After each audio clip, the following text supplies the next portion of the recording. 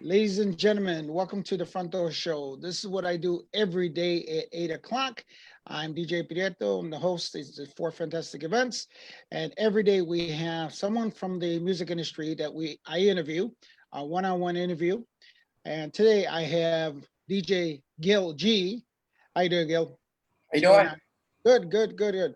So, as I tell all my guests, what I do is basically I want you to introduce yourself and tell them who you are. If you have some websites or so forth, while you're doing that, I'll be creating some watch parties on my page as well. So, Well, for starters, my name is Gil G. I'm from Pilsen in Chicago. Let's see, I have a few accounts which I need to update. Mixcloud, SoundCloud, and there's another one they took out, Mixcrate, but that one's gone. That website's down. So, but I have a few mixes on the Mixcloud page and SoundCloud. Some music that I put out. I just got outdated, but other than that, that's pretty much what I got going on right now. So, all right. So let's start from the beginning. What type of music are you known for? What type of music is that you're basically? well, I pretty much grew up listening to house. Okay. I was really into high energy Italo. I remember Italo house back in the day. That was one of the biggest things. But house was a breakthrough. So I was into house for a while, and then I sort of started merging into new wave, like retro, like 80s new wave, like Depeche Mode and like New Order and so on, The Cure. And so I started drifting into that side, but I actually still go back and forth. You're old school, you're gonna play house, you're gonna play everything people ask you to. So, Gil, you said you're from Pilsen. I mean, so what year was it that you first started as like picking up a turntable or vinyl or? Well, I remember. Well, first of all, I do remember listening to BMX and stuff. I eventually created a high interest in, in the world of music. I did have a friend. His name was Jesse Guzman. Okay. And first time I got into, we were going to the same school, Juarez, and I guess he used to invite me over to his house for the weekends. So just to kind of mess around, practice. I didn't know how to mix yet. I was learning, and he had a pair of Technique 200s. I think he started with 100s and a pyramid mixer. We would mix in his room. We had a big old drawer. And I remember, crates of music, everything was kind of squeezed in back in the, when you're starting there, you got everything you got your bed and your crates of records and so on. But, it was fun, it was fun. But what year was that when I want to this is happening? say, I want to say that was probably back in 85. Okay. 85, 86. All right. So you were around when the cusp of the house scene was coming out and stuff like that. Yeah. As a matter of fact, I started, getting into it deeper at Juarez. Username was Cesar Hernandez, and I'm sure you're familiar with him. And CZR. CZR. And Ito Garcia and Rafael Santoyo. That was Steve Spin Santoyo's cousin. Okay. He used to come over also. He used to bring his turntables and we used to mess around. But somehow I ended up, I knew a guy named Rudy San Miguel. It was actually, he was related to Yaya. I got my first job at DJ International Records, actually. Okay. I eventually started working there for a few months. I got to meet all the big legends, obviously, around that time that it was big, So Yaya used to work with me over at Malos when I was DJing at Malos. Oh yeah. She was a server there. Okay. Yeah, and her sister, right? I think. Yeah. Correct. There's a picture of me and her. We're just together. Yeah, and eventually, months after I was working there, I ended up So were you, if you don't mind me asking, were you working for DJ International or Quantum Distributors? Well, it was both. I was working for Quantum, and then I would go into DJ International because I was working at the record pool. As a matter of fact, I was working at the record pool with Tim Schomer before he became, he got on B96. Okay. I used to deliver records with Tim Schomer. And I remember, I remember seeing Can Can, I beg your pardon. I wanted that record so bad back then. I saw it and he actually snuck in, bought it for me. He's like, look, I got you the record. He goes, I got you actually doubles. I'm like, oh man. To this day, I told him I need to pay. I haven't paid him. That was way back in the day. Yeah, yeah. Tim was pretty cool. You know, he tried to get me a B96, but they said I didn't have enough club experience at the time. I was young. I was still in high school, so. Right. So eventually, I didn't actually get in. He got in, which I think Julian Jumping Press got him in there. Right. Right. I remember that. That was the, like I said, that was the cusp. That was after the original five had already were on BMX, and then I know Julian Julian came in, Bill came in, there Right. was Tim came in, and there was just a progression of the other DJs that came in. So so working at DJ International, were you doing any club gigs or boba gigs at the time when you were working Yeah, there? I started doing stuff, private parties. I wasn't comfortable doing big events yet. I was, I knew how to mix already, but I was stage fright, you know. And so it took me a minute to get used to getting on stage, and eventually I started going into. I got more comfortable after a few shots. I got a little comfortable on stage. Like, okay, loosen up a little bit, and you kind of just go with the flow, So that was interesting.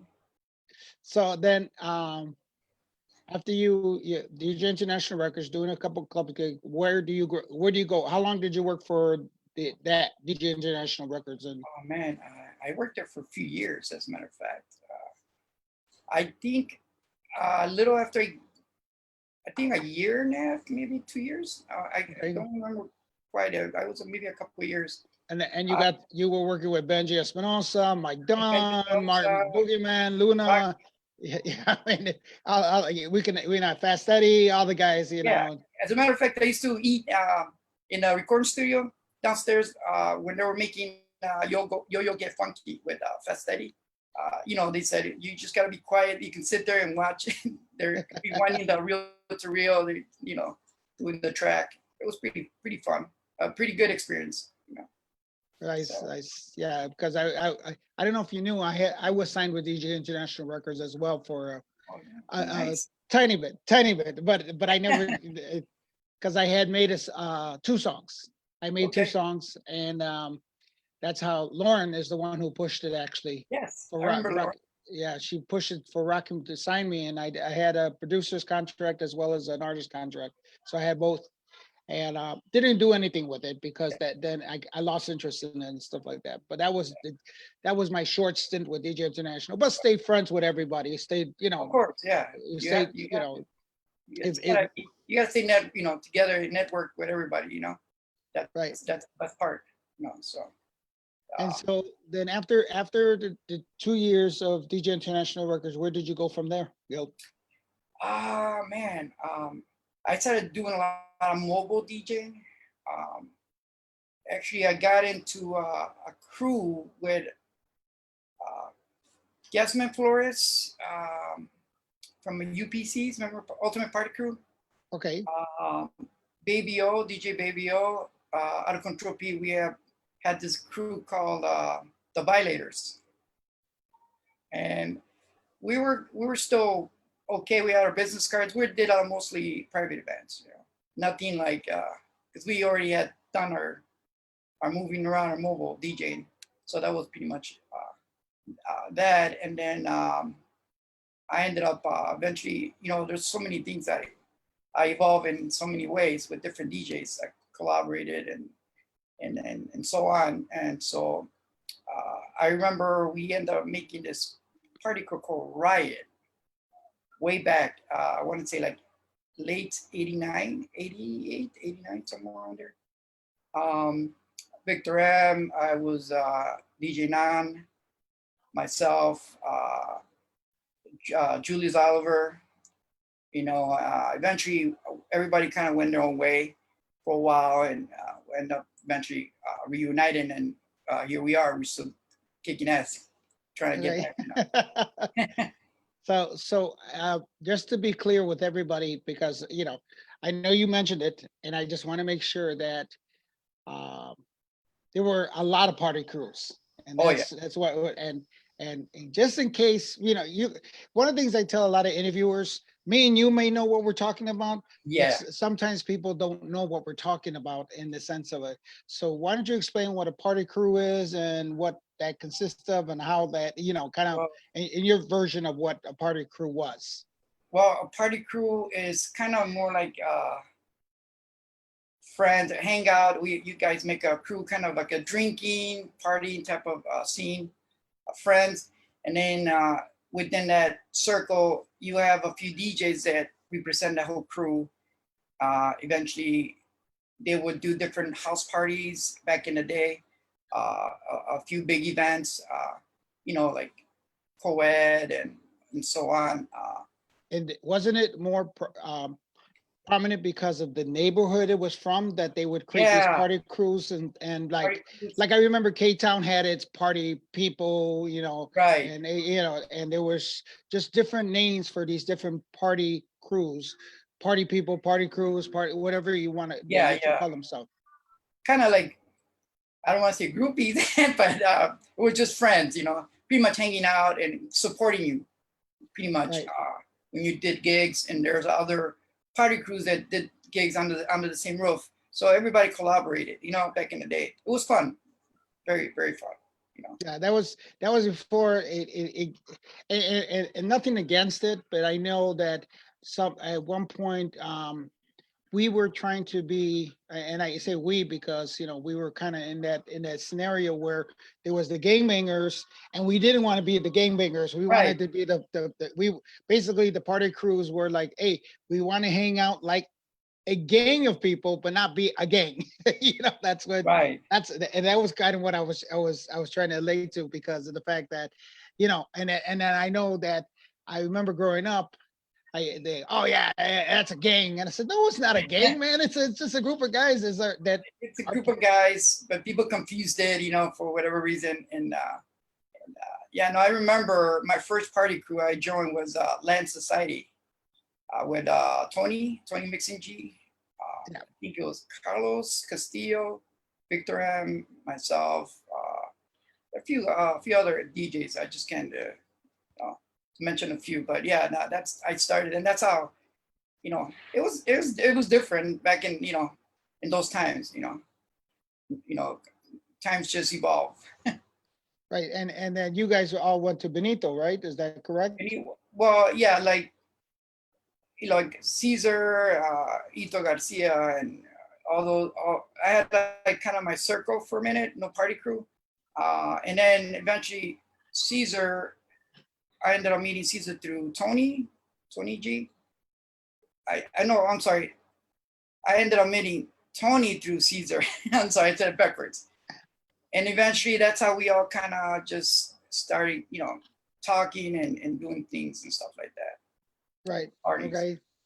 Well, that was, I think that's important, because one of the things that I know that a lot of people don't realize is that it molded us into becoming, also if we're DJing for a bunch of people in front of us and stuff like that, that's kind of our blueprint of how we're going to do our parties. Yeah. So and figure out what a crowd likes, what a crowd doesn't like, and it kind of sets that blueprint, because it's like we start with 15, and then we work our way to 30. Okay, we got a private event, here comes 100, and then we got a wedding. Oh, here comes 300. Yes, I remember a wedding. You do a wedding. Sometimes you have more people, more of your friends, than the people that were actually in the wedding. Everybody like, who's all these people? I remember people carrying I'll carry the records. I'm with the DJ. I got your headphones, just to get in there. Free liquor and food, Yeah, Yeah, yeah. that was Yeah, fun. you had the table. We got the table. This is the DJ table Like, there. what was going on? You got an audience all of a sudden, you know? Yeah, that Yeah, was fun, man.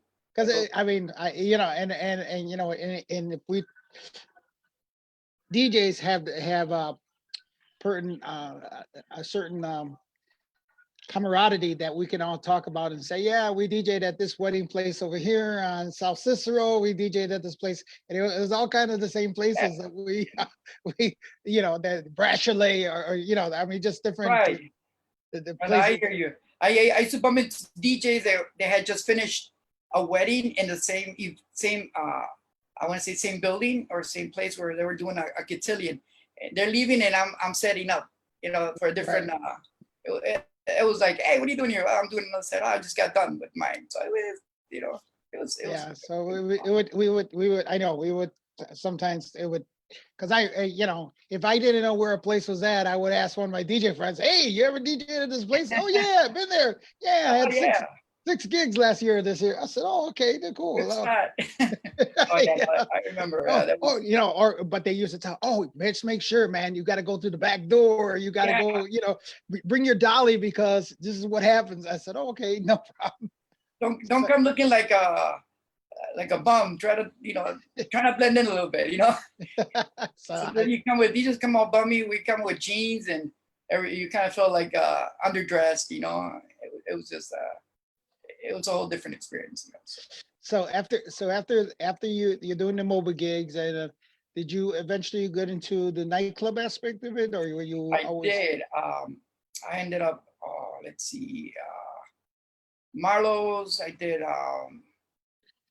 Entourage. 720. As a matter of fact, I did 720 with you a few times. I think on the main floor. I think you had other DJs in that night. I remember DJing. This one young DJ started scratching, doing all kinds of tricks. You talking about Metro? And I think so. Yeah, it was Metro.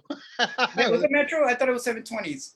Yeah, it was 720 Metro. He was he Metro. was Yeah. he That's was right. he was underage, and I remember that was the whole thing is that because he was suggested by was it Aura, DJ Okay. Aura, and Gonzo. He had suggested him, and Okay. they basically said, "No, man, this guy is really good," and stuff like that.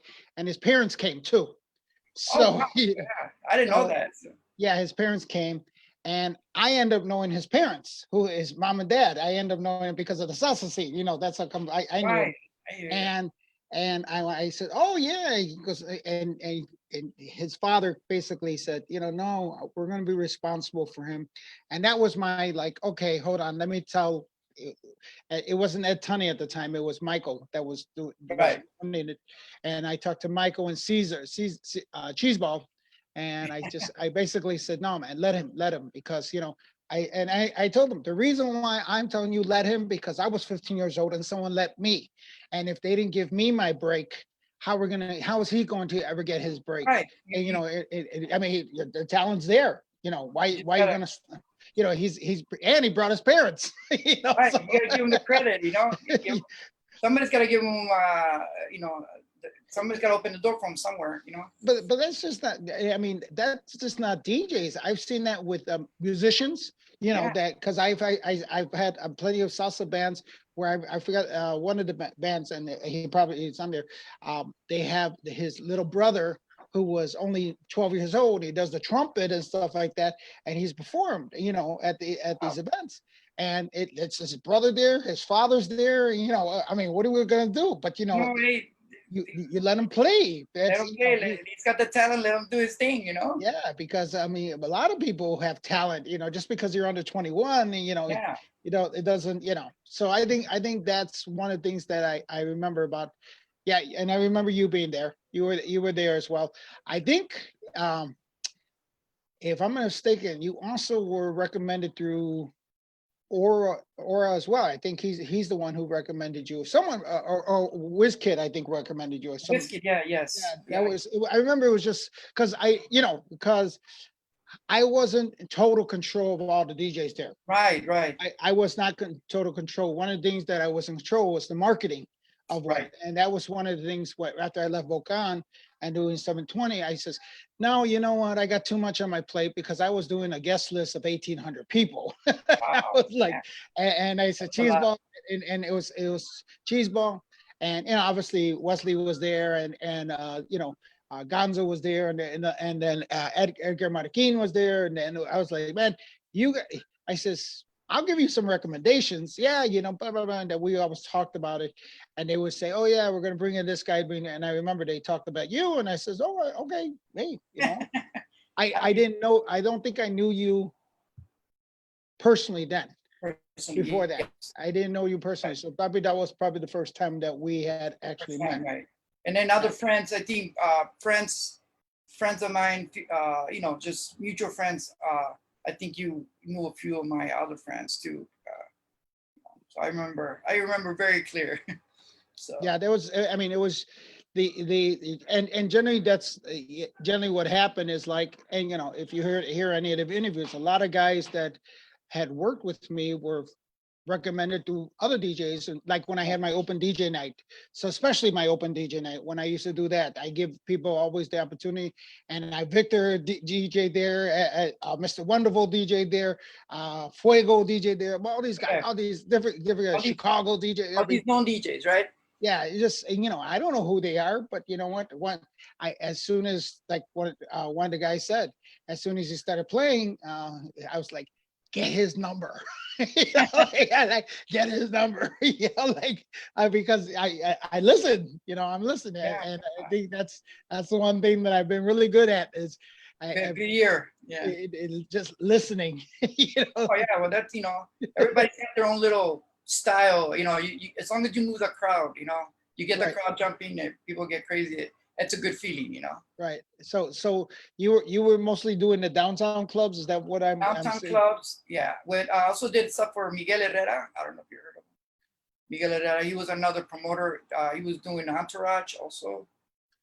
Oh think, God, what's that? Why does that name sound so familiar?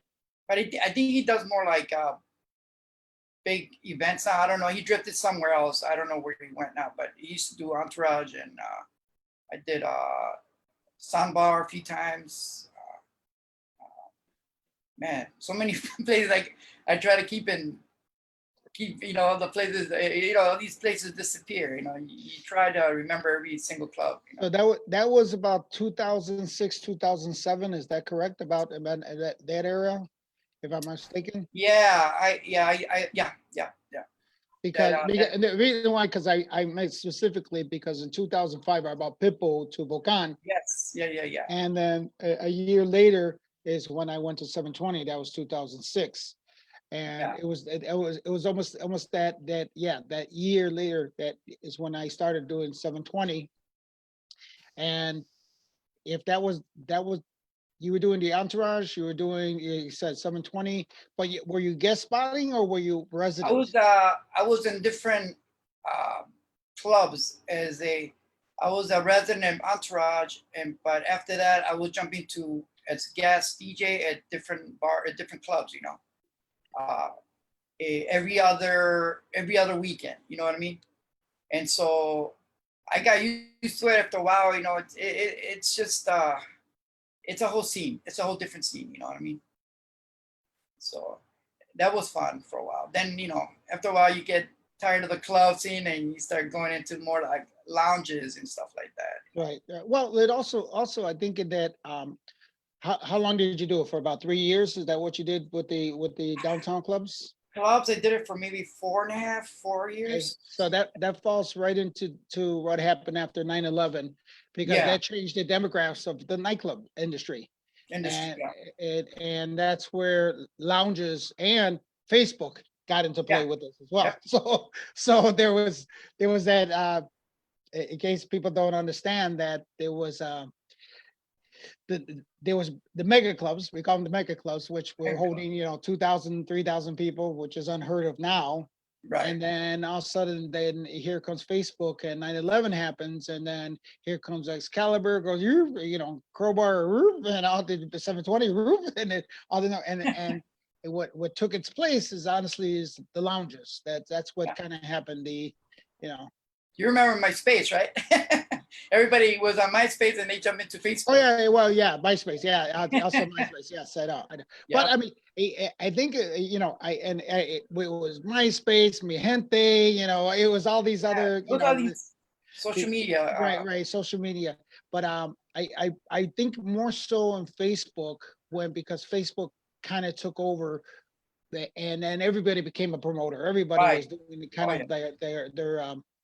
their you know, and so the crowds were being split in 25 different ways. You Right. know, so that's why the loungers were like, you know, hey, come on by, this is the best party. Yeah, come on, everybody's the best party. You know, that's Of course, yeah. And you'd be so surprised little bars got packed, you know, lounges. right. They do. Sometimes they used like, whoa, hey, they wouldn't let you in. So overcrowded, you know, you can't get too many people in there. They get Right. fined, you know. So Right. you can only keep a minimal. Right. Well, you know, that's so after what lounges were you doing at the time? What were you kind of doing? I was resident DJ at it was like a Juniors Lounge, Juniors Bar right there on Hoyne and Cermak with Conrad. Okay, I remember that. Yeah. Okay. Wasn't it called something else before? You know what? I don't know what it was. It was a bar before. I don't know what it was. I remember they were doing some Spanish rock events there before. Yes, they were doing yeah. different nights. They were doing different events. Like Fridays and Saturdays. I think it was Fridays was house, and I think Saturdays was alternative, like new wave. I would do both. Somebody's going to let us know. They are. Marco Hernandez is going to let us know. Marco knows already. Right? No, or Victor. Victor's going to let us know. It's always one of those two guys. And so you were at Juniors, and I think that was the last time I seen you. Yeah. Oh yeah, one more. I forgot this one. With Boogeyman, I used to mix. At what was that bar on Jack? Was it Monroe? Geez, I'm trying to remember. But I used to mix at Back of the Yards. I was a resident DJ. It was another kind of like a bar for a while. And afterwards, I used to go over and help Boogeyman. Plunge, I think Plunge or something. I forgot the name of the bar. It was on Madison and I want to say Racine, somewhere around there. And Boogeyman was the resident DJ there. And I used to help him out. So after hours. Yeah, but I think the last time I seen you, I think I stopped into Juniors one time. Yeah. And I think I ran into you. I would go all over the city just to like, hey, let's go check this out. Let's check that out. And I would always run into somebody I know. Because most of the DJs I know, most of them I just know. Like, hey, you know, that's how it was. John Hernandez's Plush Bar. That's the one, or Pasha. Plush Bar, yes. I knew it was something with plus or plush. Yeah, that was a plush. That was John Hernandez at Plush Bar. Oh, okay, yeah, that was it. I used to help out Boogeyman. I was a mix master for a little bit for a while. Okay. So I think a lot of you guys, a lot of people were on mix masters. Yeah, I remember. Yeah, he's a good guy. You know, we used to go there and pretty much just for fun. So you were doing all these. Julius is saying that he played at Pasha too. So at Pasha, but that was not the bar we're talking about, Plush Bar. But you were saying that the other place was on. You said there was another bar that you said you did besides. It was up on the south side. That one was a little more like more of an older crowd. Back of the Yard Saloon. I did that for 4 years. Was that the one on 39th Street? 39. Yeah, it was. That's a little further. 46. Okay. Like McDowell and 46, something like that. And it used to get pretty crowded. Jesse La Peña, I seen Jesse La Peña there a few times. Right. I think there was a cop bar. It turned to a cop bar. Yeah. Yeah. I forgot the name of it too. I remember they did. And then they were doing gay nights there afterwards. Yes. I forgot. I remember I again walked in the place and you don't expect it, like, hey. No, I walked, because I ran Circuit Nightclub for almost 7 years. So I was huge in the gay market and doing, trust me, good money. Oh my sure.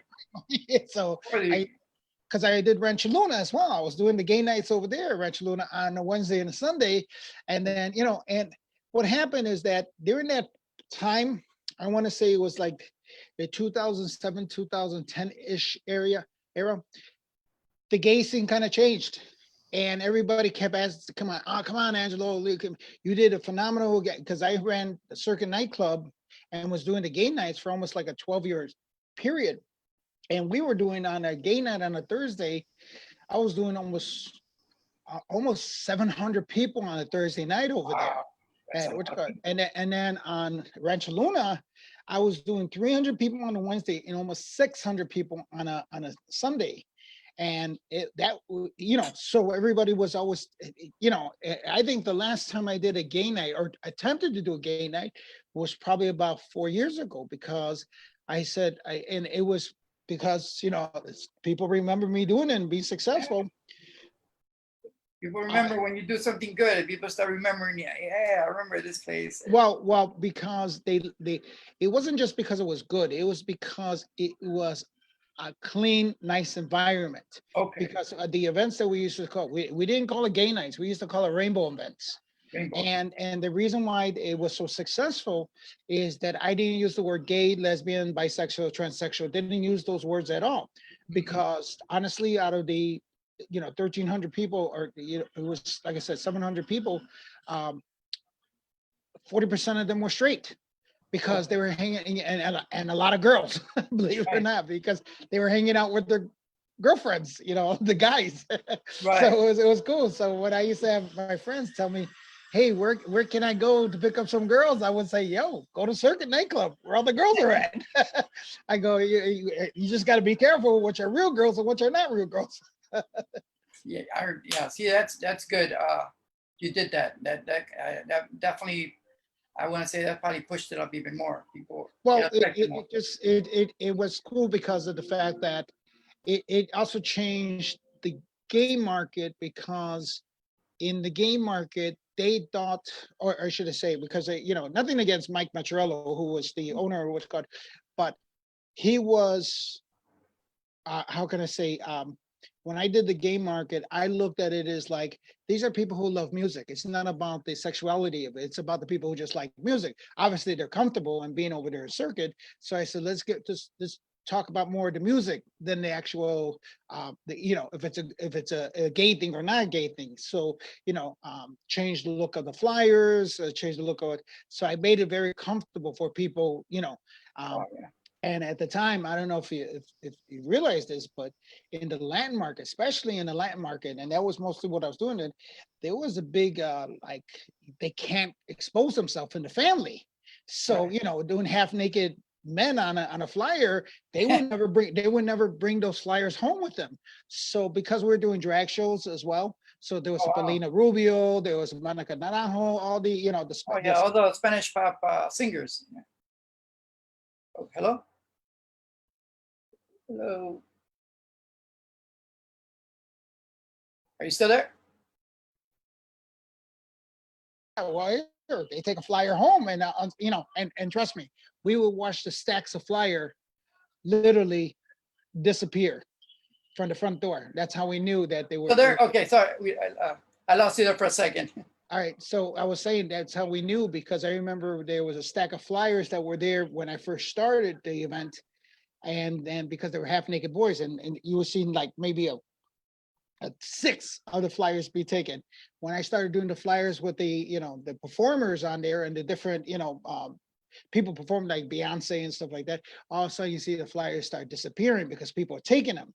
And then we called it the rainbow events, and then all of a sudden it became it became very like friendly.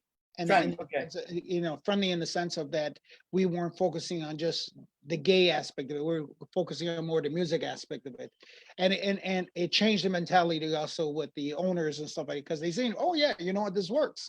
It isn't, and I basically broke it down. I said, listen, let's not make it about, yes, it is a gay night. Yes, it's, we're doing all this stuff, but it worked because everybody was there. Right. It was great. That's great, man. It's a successful story there. Right. Motivational. Well, it also helped the scene. Let's put it that way, because it would because I mean, I'll tell you, if you go to and I'm talking about to the Latin scene, or the Latin, let's say the rock scene, the Spanish pop, because remember that was when it was starting to get big. There was Yeah. Convent going on at the time. That was all V5 was doing what they were doing and stuff like that. Apollo by Marshall. Yeah, Apollo 2000, and stuff like 2000. that. But there was a huge market out there, that was a gay market, that was going to all these Oh no, events and stuff yeah. like that. The gay market and the Spanish track market um, was a big market back then. So I remember. And thank God that I did that, because honestly, because I did the salsa market for what I do, they still follow, which is Oh, cool. hey, there's always a market for that right now. Trust Yep, me. I know. So after you do the lounges, you said the plush bar, and then you're doing the other place. What happens with you? What goes in the? Uh, After that, I got more into producing music. Okay, I started doing stuff for like remixes for Avicii, uh, a few other Tiesto, but they were like more of kind of contest and see who would win. I saw myself on maybe 7th or 8th place, but they were just like remixes of one song, and then I started liking it eventually. Then I guess started getting more into it, and eventually I started collaborating with Rich Martinez, which is DJ Jazz, to name a few. And we put a few tracks out there, a few house tracks. So, and then eventually I started getting into. They opened a few bars. I think as where Studio 31 used to be. yeah, Well, that it's what is it called? Route. It's a new name. We were doing there with the Riot Crew. It started getting really big, but right before that, we did Layover, right on Central Street. Actually, right next to, it used to be a biker bar next to the Burger King, right by I-55 in Central. you're talking on Archer Avenue, right? Right before that, like right when you get off on I think you get off on Central. Okay. You make a left, and there was a Burger King, and Layover. It was a small parking. It was my biker bar. That's what they call it, So Layover. Julius is telling me bar 171. 171. Yes, I got so many things on my mind. Yeah, I start losing names. But Right. yeah, bar 171. So I guess my I found out when I went to a grand opening when they had did it, and one of the guys who got involved with it was a DJ Boom. He was involved with it before. He did all the construction and did all the lighting and stuff like that. And I guess he got out of it. But I guess the owner there, um, my cousin's best friend is they went to college together. And I was just happened to be there, and then here my cousin walks in. I'm like, "What are you doing here?" He's like, "Oh man, this is my guy. I went to college with the guy." So I was there for like I guess their soft opening. I was Yeah, there yeah, at their soft opening, and then I know my other friend designed the logo, the bar 171 designed the logo yeah. for him. That was very unique and creative. Right. That was so they're just I know I talked to them about doing stuff there, but again, I have to be very careful with my crowd, because not every place works for my crowd. And that's Right. one of the things that and I look at location, I look at different things, because my crowd is, they, they, they tend to be more downtown, more Right. where I was like, I've tried things over at, let's say, what's the Jack's place over there on, John was DJing there for a while. And then Fuego was DJing there for a while on 45th and I want to say 45th and Pulaski. Was it 40? Okay. Wait, for this Pulaski, It's Watra?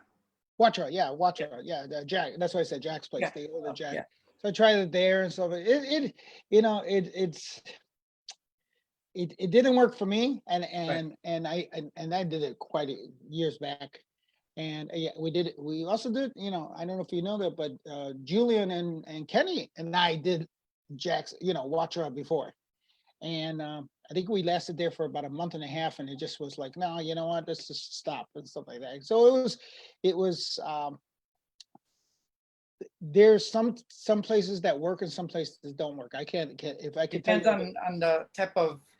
if I could tell you there was a formula to go by, Mhm. then I would be a millionaire right now. But there's not. Some things work, some things don't. Yeah. It's just the way it is. It's just the way it is, and, So so Bar 171 now has been existing for about a year now. Is that correct?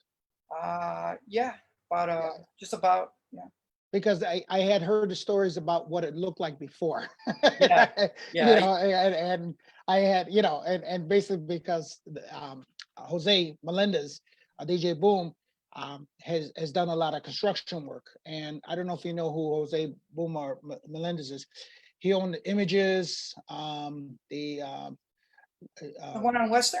Wait, no. no. It was the one on Lincoln Avenue and Irving Oh, Park. okay, It okay, was okay, okay, yeah, okay. those Images and stuff like that. Him and his sisters always owned it, and he's into construction. That's what he does. He's actually does Okay. construction now. That's what he does.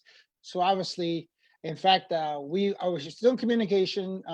When I was looking into, I don't know if you guys know this, but I was looking into doing my own place. Okay. And I actually had him and a couple of his buddies look into the place and looking at what needs to be done, because in order to do certain things, you need construction done. And you get permits and stuff like that. And and of course Jose is one of the guys that my to-go guy. Hey, so if anybody needs any advice on for construction, reach out to me or Jose Melendez, the DJ Boom.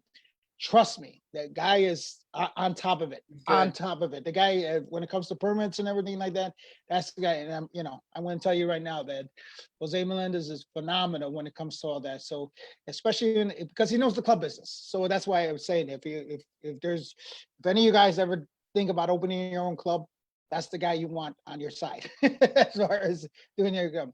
So let's go back to you producing. When you did producing, did you like create your own studio? Is that what happened? Or is it Yeah, I have a recording studio. On things, everything's under.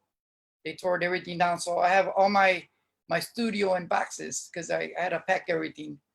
As soon as they're done remodeling, then eventually I'm trying to get it really nice and professional. okay? A cherry oak floor and a big working workstation. So just. So, but did you go to school for that, or did you just do it on the No. fly, learn it, or? I didn't. I just I learned by watching, laugh by watching YouTube videos, and then you start getting into a program, you start getting good at it, and then you just evolve and you get better, and you're like, wow, I didn't know I could do this, and that's how I learned, So just by watching and learning. Okay, I mean, it's everybody's got to learn somehow. Yeah. That's the So- best way to go, all right. So and then you said about your tracks that you came out. Did they come up under Gail G, or was it under a production, or was it under what exactly? When you said your tracks, It's under, well, a few of them are under my name. A few of them are under the artist, the original artist. Just my version, my Gail G remix, 2019 or whatever version that year, whatever that year was, house remix or whatnot, stuff. I did a collaboration with Sandy Castillo, Numo Dan, and Victor M. A while back, we all collaborated on that track. So Numo Dan is another guy that I done stuff with. I'm sure you're aware of him too. So, I was working with CZR for a minute. We lost touch, but, I do have maybe future plans to do, collaboration with a lot of these DJs, that I know. Only crew that I do give it to, rather, they came strong, was the DJ cutting crew, Dave, Okay. DJ Dave C and David Morales and the whole crew. That gig came back, and I think Pablo, joined this year, Pablo Gonzalez. Right. So I remember I give those guys a lot of credit for. So okay. So now that you're doing, I guess the newest thing, and here comes COVID, comes and put a kibosh on and everything. We know that. So have you been doing any live streaming? Have you done any of that? And that's the thing. Right when that started happening, that's when we started to do the remodeling. So I couldn't do any live stream until, like, wow, talk about bad timing, So now that we're getting that done, eventually pretty soon I will start doing some streaming, once I get everything organized, and do more like a variety, and I'm gonna be doing a little more often. So I gotta get out there. So now that things are opening up, and the reason why I'm specifically talking to you, because now it's July 5th. Yeah. We're getting to the point where things are starting to open up. And I had a little discussion today with one of my musicians, and I hear both sides, the comfort aspect of it, the cautious aspect of it.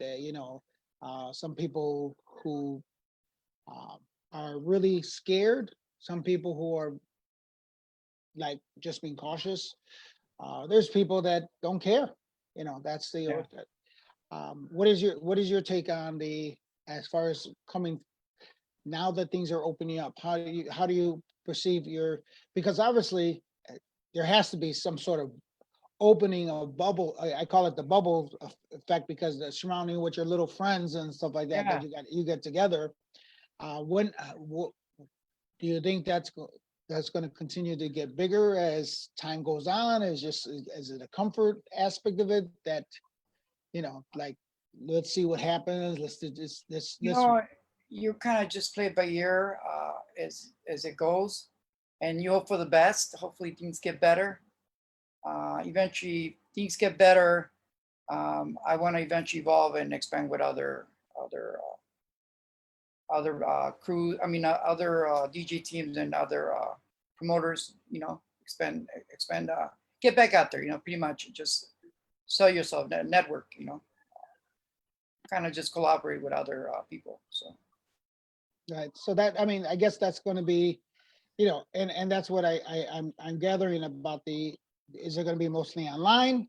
Is it going to be in person? Is it going to be, because let me, for instance, tomorrow a club calls you up and says, hey man, I want you to DJ, and here we have a capacity of 100 people. You do it, you don't do it, With the experience, I like to kind of observe what type of scene and you have to observe what it is that they want, and then you feed it to the crowd, Right. So I think I can do it. I've done it for so many years. It's like you just kind of you're not scared anymore. You go. No, what I'm talking about is that with the precautions that were. Oh, the precautions. Yeah, precautions. I don't know, that's a little scary.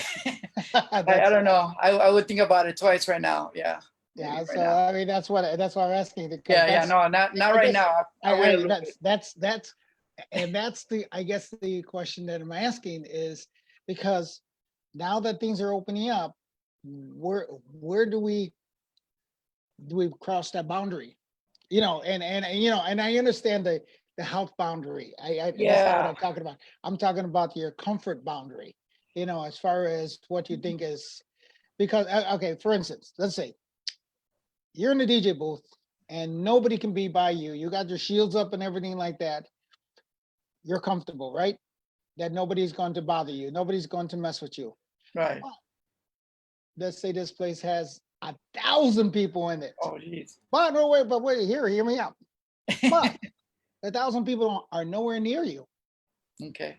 Maybe you're in a booth upstairs on top, and there's no way they're getting affected to you because they're all there. Do you feel, are you going to be comfortable with that? Because you're just, you know what, that's not my problem. Let 1,000 people are, let them, you know. Hey, as long as they have a back door and an exit, I don't have to go through people. I'm fine with that, you know. That's and I guess that's, and you know, I'm using extreme of Yeah. it, but that's kind of what I'm asking this. Yeah. Where do you feel comfortable? Or is it just too soon right now to be comfortable that way? You know, to see too many people in front of you. Right now, maybe I'm not ready. You know, comparing it to what is going on right now. So maybe a little further in the future, you know, see how things go, depending on how this crisis goes. You know, eventually I'll get more comfortable. Right now, I will probably do more streaming, Right, and private stuff, but I don't know if I'm ready for a big crowd yet. You know, I so also, well, and I'm gonna play devil's advocate here, and you know that's what I can do because it's my show. Okay, yeah, but you know, I've seen some DJs where they have 6 DJs in the room there. You know, I have seen that streaming as well. I mean, isn't that kind of the defeat the kind of purpose in the sense of, yeah, yeah, you're right. That's a good point. you know, I mean, it's like, I'll probably, maybe if I'm gonna do a live stream, I will probably eventually say, well, you know, you might want to keep the other DJs over there, hang out, but not too close to well, here, everybody. and the reason why I'm asking goes, and why you know, I'm egging you on to this, because Mhm. I'll give you, for instance, because I don't know if you've seen that, I have a picnic coming up with Pablo Gonzalez and all the guys, and we talk about it. We're going to be set up, and obviously the every DJ, because we're having 3 DJ sets up, and obviously they, you know, we're going to be have it so that, listen, you're using the equipment, using the controllers. Guess what? We're going to have the gloves, we're Yeah, gonna have the hand sanitizers, and we're gonna have the masks for you guys, because if you're touching anything and stuff like that, and obviously the wipes and everything else, right, because obviously, you know, it's your laptop, you set it up, you know, you connect it up, and they say you start using equipment. Then right. obviously, here comes the next DJ, and we're wiping things down, and Oh, everybody is, as far as the, you know, putting the yeah. mask on and stuff. So we're keeping the DJs pretty, Okay, that's different. Yeah, you know, you're keeping it we're safe. You know, right, right. We're practicing. right. We're practicing all the mandatory things, not just mandatorily, but also because we understand. We want people, you know, and there's a concern, you Oh know, yeah, yeah. you know, listen, So, hey man, use the gloves. You know, I mean, that's not going to affect your DJing. You know, and use the mask, but that's not going to affect your DJ and stuff like that. it's Now, always behind your head. You know, it's like, right, you know, and I guess that's the other factor, that you have to make sure that you plan ahead. plan ahead. Um, Yeah, you're right. we also, if you know, the silent picnic that we're doing is that people in their little bubbles are going to be picnicking in groups of, you know, 4 or 6 here, another 15 feet away, another group, another group, another group. But you have a football field in radius Right. to go. As So long you as you got, so keep you it got, safe and organized. You know, right, that's a exactly. key. So that's what we're doing. You know, Oh, okay, okay. we're doing it in that, basically, that if you could imagine, there's just the little spots here, and then the DJ booth, and then there's gonna be a couple birthday parties and stuff like that. So that's gonna be its own little kind of booth and its own little, you know, tent area and stuff like that for that. So I mean, we're gonna do all the things we're doing to keep everybody safe. That's what Okay. we're gonna do. When So in that matter, I think that's a whole different, way of looking at it. Yeah, it looks like a safe environment, I want to say, So that's definitely it's different. I would probably do something like that, opposed to just going in and going through a big crowd and stuff. right, and that was my Yeah. question to you, is that And like I said, it was hilarious to me because I was talking to one of the musicians and I asked them this kind of the same question. And as a musician slash a DJ, you're still dealing with the public, right? Right. And you know, and I have to really it becomes like, how do you handle this? Because you want to keep social distance, and if I guess if I'm in my bubble and no one bothers me, I'm cool. But if you see 100 people not social distancing, what are you going to do about it? You How are you start going getting to? nervous. Yeah, right, yeah, yeah. Oh, you there's and reason to be nervous and stuff like that. But how, you know? I guess that's one of the things we were talking to him. Yeah. Is it just because it's too soon? We're just kind of in our head that it's too Well, soon because of what they're saying on the medical aspect of it. yeah, it's too soon as a medical aspect. And if like in this, as you're saying, you're gonna clean after the DJ, the controller, and everybody's gonna have their space. Yeah, that's all different, a different way of looking at it. So as long as it's safe, there's nothing wrong with that. Right. And, you know, I guess, you know, there's also the other aspect of it, and I'm gonna again, devil's advocate. I had a promoter, basically, customers are telling the promoter, "Hey, they're not doing the practicing, and because you're a promoter, right?" And his remark is, "Well, you need to talk to the owner. I'm just a promoter." You know, you know, like, so, you know, that it's a tough, kind of like, you know, like, Right. where do you, again, where do you draw that comfort line? That's what I'm Yeah. saying. That's where it's, you know, and I I understand both ends of it, you Yeah. know, as a concern and as a business. I understand the aspect of being comfortable. I understand the aspect of being the statistics. And it's a it's a very tricky situation because there is no, we don't have no experience of how this is all gonna turn out. Yeah. It's like it's like for the music industry, it's like I wouldn't say learning how to walk again, but it's kind of like you're learning how to Learn how to crawl again. pretty That's much. what, Yeah.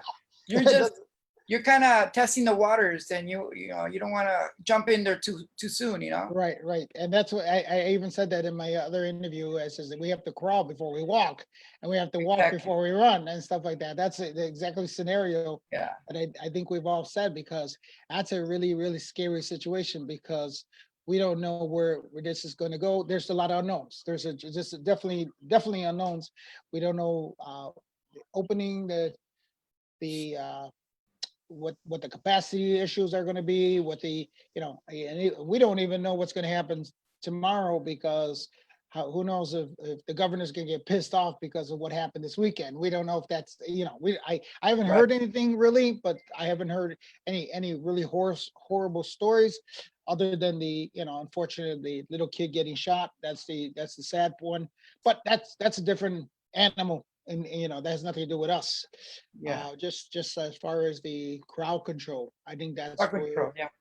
that's where we have to, you know, kind of be like, Kind of draw the line there. But yeah, no, I totally get it. You know, yeah, and then especially us, we're a lot of us are older, and a lot of us have a underlying, health conditions, and so and we have kids, we have kids, parents, and you know, like, you don't so want to get everybody sick. nobody wants to. And so I get it. I mean, you know, and you know, and we want, and thank you, Angel. When that was one of the guys I was talking to. We're talking about, you know, this, you know, following the rules. Yeah. Who isn't following the rules? Those are all the, you know, obviously that I I think it's a very hot topic at this time, but at the same time, it's also very, um, like, I don't have the answer. Yeah, no, You know what I'm saying. yeah. I should No, say, yeah, I don't have the right answer. Or, you know, we can all say, well, that this is No. what the rules say and this is how we got to do it. But is this the right way of doing it? And what we all have our little individuals, like Angel was saying, you know, if you're single, you have a different way of thinking. If you're, Right. you're married, you have a different way. If you have parents, you have a different way. If you've been sick before, you have a different way. If you have the antibodies, you have a different way of thinking. That's honestly the truth. Those are different scenarios that every individual has. Yeah. And you got to respect that, because the glass is half empty. No, it's half full. Oh yeah, Right. It's how you look at it, pretty much. So, that's so much God. yep. No, that makes sense. A lot of sense. So Gil, we've been here for about an hour. We have quite a few people. Anything you want to add as far as your history or anything you want to? Let's see. Oh man. You know, uh, all I can say is, let's keep creating music. Let's keep networking. Let's collaborate. Guys, I can just say this. Let's keep working together, pretty much. And let's keep our head up, because all this COVID, it's kind of slowing things down. Let's keep the streamings going, pretty much. So Right. I think it's important that and I got to give credit to everybody in the music industry that's been doing, and this not just DJs but musicians and everybody else that's been doing, because I think this is important, because we've been stuck in the house since March 19th. Is that kind yeah, of it's been a while. Yeah.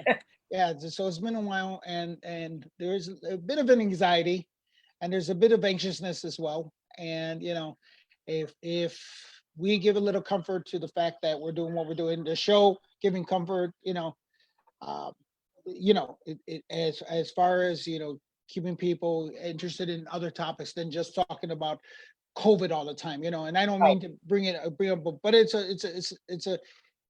also something that has to be addressed as well. Right. But The reality. I think that the guys who are out there doing music, doing these live streaming, doing the just whatever they can do to be creative, everything to be creative in the sense of this scenario that we're in. I think that's good for everybody. I think it's a positive. I think we're all going to come through. Yeah. It's Eventually, hopefully, this cloud kind of wipes away soon. And we can go ahead and go about our normal lives, pretty much. Anything you want to say to your fans that logged on? You know what, guys? I'll see you guys soon. And I'm gonna do a live stream next week. So.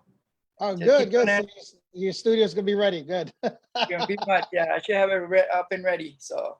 Cool. And one more. I should have a mix up by Friday. I'm gonna have a mix put up on. So make sure on the bottom of this this feed that you put on your Mixcloud or whatever, the Twitch, or your links to have people. Okay. So that that's another thing I tell my interviewers. If you got any websites or anything that people to look you up and stuff like that, because definitely. All right.